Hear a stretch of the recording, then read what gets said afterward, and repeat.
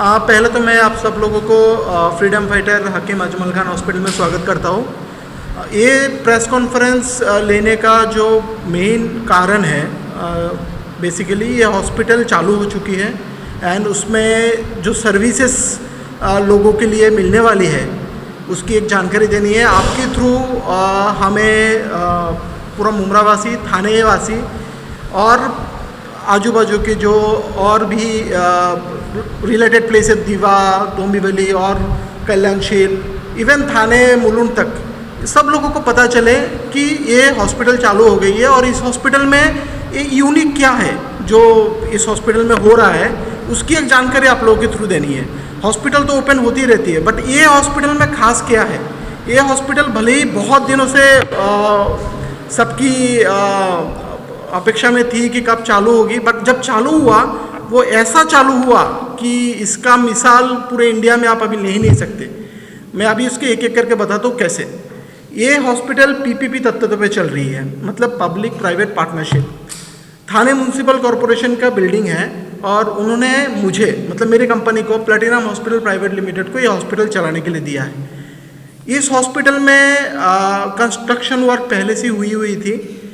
हमें देने के बाद हमने उसमें और बढ़ोतरी की, मतलब पहले जैसे ऑपरेशन थिएटर सिर्फ 5 ही थे और वो ऑपरेशन थिएटर सिर्फ स्ट्रक्चर बने हुए थे, अभी हमने उसको 9 बना दिए।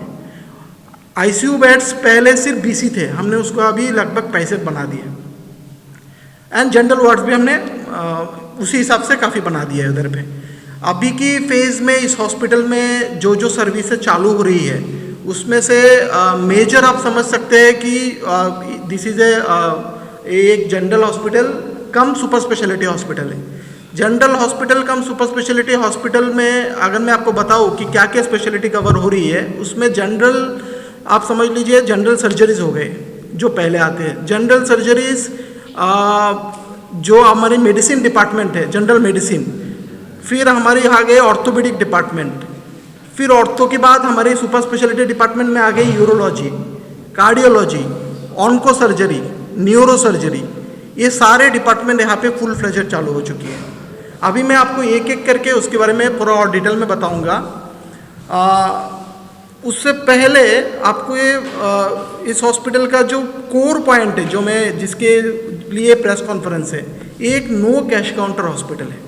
ये नो कैश काउंटर हॉस्पिटल होता क्या चीज़ है? नो कैश काउंटर मतलब इधर पे कोई काउंटर नहीं है। जो भी पेशेंट इस हॉस्पिटल में आएंगे, इनको काउंटर नहीं है तो पैसा भरने की जगह ही नहीं है, मतलब पैसा उनसे लिया नहीं जाएगा। और सर्विसेज, जितने सर्विसेज है इस हॉस्पिटल के अंदर में, वो सारे सर्विसेज उनको मुफ्त में दी जाएगी। अभी मुफ्त में दिए जाने वाली चीज़ों को 2 कैटेगरी में डिवाइड करते हैं। आपकी जानकारी के लिए बता रहा हूँ, जनता के लिए तो सब फ्री है, सिर्फ आपकी जनता के लिए होने चाहिए।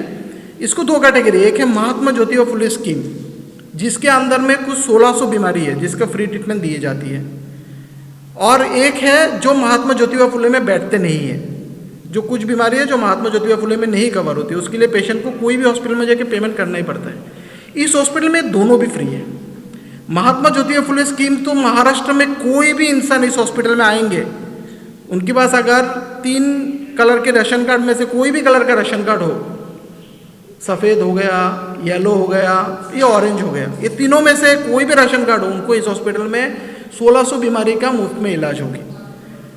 नाउ जिनके पास राशन कार्ड नहीं है या जिनकी बीमारी महात्मा ज्योतिबा फुले स्कीम में नहीं बैठ रही है, और वो इंसान अगर मुमरा या थाने म्यूनसिपल कॉरपोरेशन की मतदार हद में रहते हैं, मतलब म्यूनसिपल कॉरपोरेशन की जुरिस्डिक्शन में उनका रेसिडेंशियल एड्रेस है, उसका स्कीम में कवर्ड ना होने वाली बीमारी का भी इधर मुफ्त में इलाज होगा। सो अल्टीमेटली एक ऐसा हॉस्पिटल बन गया है जहाँ पे पेशेंट जब आता है फर्स्ट, जिसको पता ही नहीं है उसको क्या बीमारी है, बट उसको तकलीफ है, उसको वो बीमारी क्या है वो पता करने के लिए जो ओपीडी डॉक्टर की कंसल्टेशन है वो इधर पे फ्री में मिल जाएगी। कंसल्टेशन में डॉक्टर ने कुछ दवाई बताई, वो दवाई भी पीएमसी के थ्रू उनको फ्री में मिलने वाली है। यहाँ पे दवाई लेने के बाद भी उनको कम नहीं हुआ, पता चला कोई बड़ी बीमारी है कि नहीं, उसके लिए सीटी स्कैन करना हुआ तो वो भी इधर फ्री में होगी। एंड सीटी स्कैन के बाद जब पता चला कि उसको क्या बीमारी है, फिर उस बीमारी के लिए उसको एडमिट कर दिया जाएगा, वो भी उसका फ्री में होगा। उसमें देखा जाएगा कि वो महात्मा ज्योतिबा फुले स्कीम में गिर रहा है क्या। महात्मा ज्योतिबा फुले स्कीम में गिर रहा है, उसके पास राशन कार्ड है तो उसका फ्री में हो गया बाकी इलाज भी। अगर उसका महात्मा ज्योतिबा फुले स्कीम में नहीं गिर रहा है तो उसका टीएमसी, उसके लिए खर्चा वो टीएमसी देखेंगे तो उसको भी फ्री हो गया। उस केस में सिर्फ हमको ये देखना होता है कि वो थाने म्यूनसिपल कॉर्पोरेशन के जुरिस्डिक्शन में रहता है कि नहीं, वो फ्री हो गया। ट्रीटमेंट होने के बाद, ट्रीटमेंट से सब कुछ खत्म नहीं होता है, ट्रीटमेंट होने के बाद भी वो टाँके सूख गए कि नहीं, उसमें पस तो नहीं है या कुछ इन्फेक्शन तो नहीं रह गया, बीमारी छूट तो नहीं, उसके लिए जो फॉलोअप होता है वो फॉलोअप टेस्ट भी यहाँ पे फ्री में होगा। उसके लिए जो इन्वेस्टिगेशन होगा वो भी फ्री में होगा। इन केस उस पेशेंट को समझिए ऑर्थोपेडिक कोई सर्जरी हो, उसको फिजियोथेरेपी देना होगा, वो भी उधर फ्री में होगा। तो आप एक देखेंगे कि किस तरह के एक हॉस्पिटल बन के उठा। एक तो गवर्नमेंट हॉस्पिटल होती है जहाँ पे सारी चीज़ें मोस्टली फ्री मिलती है, और एक होती है अब ये पीपीपी टाइप की सेटअप जो अभी महाराष्ट्र में बन रही है। अभी ये प्राइवेट चलाएगा, क्वालिटी भी प्राइवेट जैसा देगा, मगर पेशेंट को मिलने वाली है सब कुछ मुफ्त। स्टार्टिंग अभी पहले क्या होता, महात्मा ज्योतिबा फुले स्कीम में बताया जाता था क्या, महात्मा ज्योतिबा फुले स्कीम में तो सिर्फ बड़े बड़े बीमारी होती है, छोटी बीमारी के क्या, बुखार हो गया, इन्फेक्शन हो गया, अस्थमा हो गया, डायबिटीज हो गया, उनका क्या, उनका भी यहाँ पे मुफ्त में इलाज मिलेगा, मुफ्त में दवाई मिलेगी, मुफ्त में टेस्ट होगी। और एक जो बड़ी बात जो पूरे इंडिया में शायद पहली बार हो रही है इस हॉस्पिटल में, वो है हमारे जो पेशेंट है जो एडमिट होंगे उनको अगर एमआरआई टेस्ट भी लगा तो एमआरआई टेस्ट भी यहाँ पे मुफ्त में होगी। तो आप देखेंगे कि पेशेंट को बाहर जाने की ज़रूरत ही नहीं है, सिर्फ इधर आ गए और उसकी बीमारी अगर हमसे ट्रीट करने लायक है तो यहाँ पे पूर्ण तरह मुफ्त में होगी, भले ही वो 2 दिन का ट्रीटमेंट हो, 10 दिन का हो कि 1 महीने का हो। सो ये एक जो चीज़ें हैं जो भारतवर्ष में एक पहली बार आप बोल सकते हैं कि एग्जाम्पल शायद महाराष्ट्र में या मुंब्रा में हो गया, तो उन्हें हमें पूरा तरह से हमें आश्वस्त किया है। यहाँ पे कैंसर की 2 बंकर भी चालू होंगे बहुत जल्दी, जिसके बाद यहाँ पे कैंसर सर्जरी, रेडिएशन, ऑन्कोलॉजी यहाँ मुफ्त में मिलेगी हर एक पेशेंट। सर आपने बताया सब बीमारी का इलाज तो होगा यहाँ पर डॉक्टर अवेलेबल रहेंगे 24/7 कि यहाँ पर बहुत कॉम्प्लिकेटेड डॉक्टर नहीं रहते, तो उसके इस पे क्या है? देखिए हमें हॉस्पिटल चालू करने के लिए 11 तारीख से बताया गया था, और एक 11 तारीख के बाद जब हमें ताबड़तोड़ बताया गया, हमने हॉस्पिटल को चालू करके आज के दिन में 30 से 40 पेशेंट एडमिशन ले रहे हैं, 200 की ओपीडी चालू हो चुकी है। तो आप ये समझ सकते हैं, तो ये समझ लीजिए कि हम लोग पूरी तरह से तैयार है, कोई भी स्पेशलिटी का पेशेंट हो उसको ट्रीट करने के लिए यहाँ पे।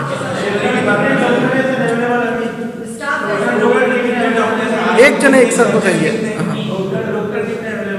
हर एक अभी की स्टेज में हमारे पास सारे स्टाफ मिला के लगभग 150 के ऊपर स्टाफ रिक्रूटेड है।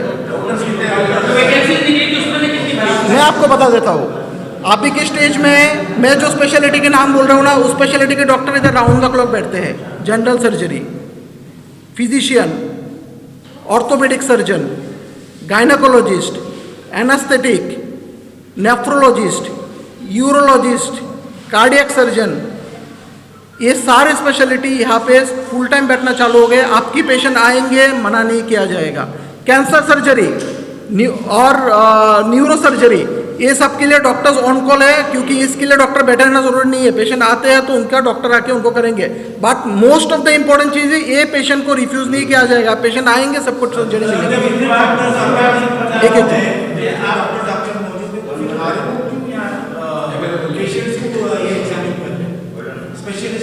नहीं, मैं आपको ये सारी चीज़ें क्लियर करना चाहूँगा। जब स्पेशलिटी जैसे न्यूरो सर्जरी हो गए, स्पेशलिटी जैसे गैस्ट्रोएंटरोलॉजी हो गए, इस तरह के डॉक्टर्स को आप कंटिन्यूअस उधर बैठा के नहीं रख सकते। ये डॉक्टर्स क्या करते हैं, जब पेशेंट एडमिट होते हैं तब उनका आके उनका प्रोटोकॉल चालू होता है। तो जो प्रीलिमिनरी हमारी एग्जामिनेशन है वो हमारे आरएमओस करते हैं, ट्रीटमेंट सिर्फ स्पेशलिटी डॉक्टर करते हैं। ये हॉस्पिटल फुल फ्लेजेड चालू है। हाँ, बहुत इंपॉर्टेंट, ये मैं आपके थ्रू सारे जनता को ये बताना चाहूँगा कि इस हॉस्पिटल में जब आते हैं तो आपको डॉक्यूमेंट क्या लाना है।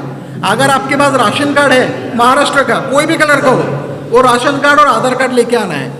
अगर आपके पास राशन कार्ड नहीं है किसी कारण से, तो आपको एक प्रूफ लाना है जिस पे पता चले कि आप थाने मतदार क्षेत्र में रहते हैं, मतलब थाने। तो उसके लिए वोटर कार्ड, आधार कार्ड या इलेक्ट्रिसिटी बिल, इस तरह के डॉक्यूमेंट लेके आए। मेडिकल अटेंड नहीं चाहिए। मैं जो डॉक्यूमेंट बता रहा हूँ गवर्नमेंट डॉक्यूमेंट, वोटर कार्ड अगर है तो वोटर कार्ड, आधार कार्ड में सर थाने मतदार क्षेत्र में रहने का गवर्नमेंट प्रूफ होना चाहिए, ड्राइविंग लाइसेंस, पासपोर्ट, कुछ भी हो चलेगा, एक कोई गवर्नमेंट डॉक्यूमेंट जिसपे थाने म्युनिसिपल एड्रेस लिखा है। हाँ, ब्लड बैंक अंडर प्रोसेस है, with in 2 months blood storage centre भी चालू हो रहे हैं यहाँ पे। अभी हम छत्रपति से अरेंज कर रहे हैं।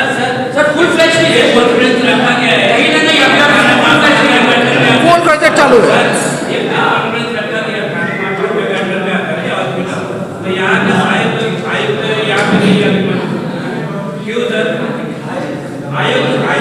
नहीं, मैं आपको बताता हूँ, जब हॉस्पिटल हमें दे दिया गया चलाने के लिए, ये हमारी जिम्मेदारी है लोगों तक पहुंचाना।